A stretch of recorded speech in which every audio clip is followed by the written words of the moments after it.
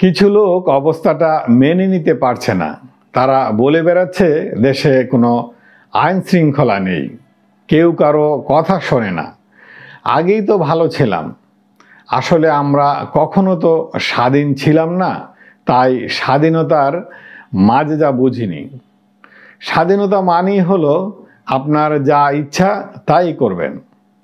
এটা আমাদের অভ্যাসে নেই বলে এর স্বাদ প্রথম প্রথম তেতো মনে হয়।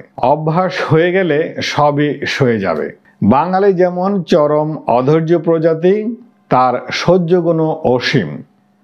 তা না হলে তারা 1000 বছর বিদেশিদের পায়ের তলায় থাকে। মোটে তো 5 মাস, এদের একটু সময় দিতে হবে না? এক উজির তো বলেই ফেললেন তার হাতে আলাদিনের চেরাগ নেই।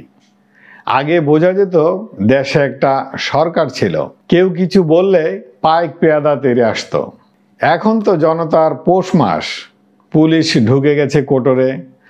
সরকার মানেই যে ক্ষমতা, সেটি এখন আর খুঁজে পাওয়া যাচ্ছে না। সরকারটা কোথায়? ওটা কি সচিবালয়ে, শিক্ষাঙ্গনে, যমুনায়, ক্যান্টনমেন্টে, নাকি সব জায়গায়? কে যে কোথা থেকে হরি গোড়াচ্ছে বোঝার উপায় নেই।